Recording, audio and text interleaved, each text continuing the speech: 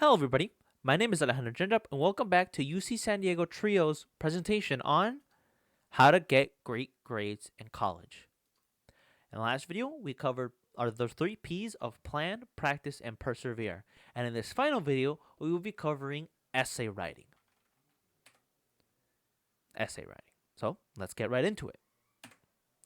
Now, I'm going to be presenting this topic in a format of do's and don'ts based on my own personal experience. So, to cover the first points, do have a workflow that lasts the entire time. Don't let attractive deadlines deceive you. Now, what I mean by this is odds are your writing classes are going to require at most 2 essays for the entire semester or quarter. So odds are professors are going to tell you the first essay is due 4 weeks from now, and 4 weeks can seem really attractive. You can look at that deadline and say, "Oh, I have a long time before it's due. I can take it easy with this." And then you say that for the next day, and the next day, and the next week, and then suddenly the deadline's upon you, and you don't even have your first draft written. So, do have a workflow that lasts the entire allotted deadline time, and do not let far off deadlines deceive you into not working on it immediately. Now, as for the writing process itself, do have an outline ready with organized ideas. Don't come up with it as you write. Now, some professors will encourage the form of drafting called as word vomit, where you simply just get your ideas on paper. But if you get your ideas on paper with an outline, it'll be a lot easier in the revision process to move those ideas around, correct them, refine them, than if it's just word vomit on a paper and you can't tell which idea is where. So, as a general tip, have an outline ready. Do look at teacher provided examples. Don't base your entire essay off of those examples. Now, odds are professors are going to show previous essays as to examples of what they want to see or examples of what they don't want to see.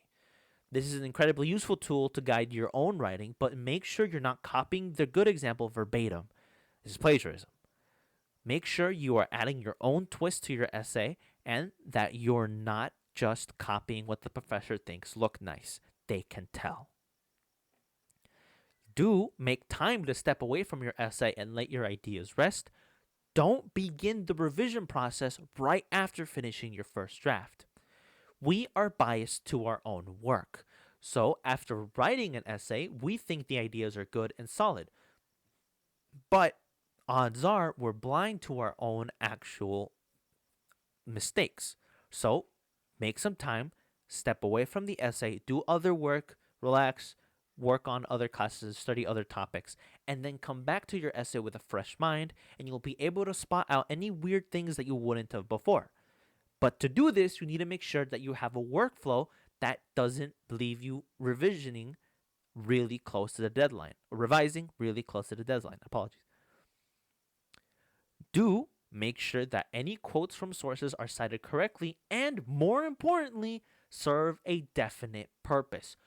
Don't include useless quotes for the sake of completion. Professors and TAs can see this coming from a mile away, where they say it's a minimum of 3 quotes. They can tell if you put in a quote just to meet the quote deadline. This will not fly in college. You need to make sure that everything you write on your paper has a definite purpose and that your essay is much better because it's there. Do not put in fluff quotes. Some fluff sentences and wording might fly, but fluff quotes are not going to fly.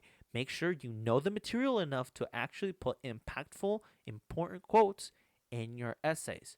This is the biggest helping point. Make sure to remember this. Now, that is going to be it for our 7th topic, essay writing, and subsequently for this series. I hope this series was of much aid to any or all of you listening.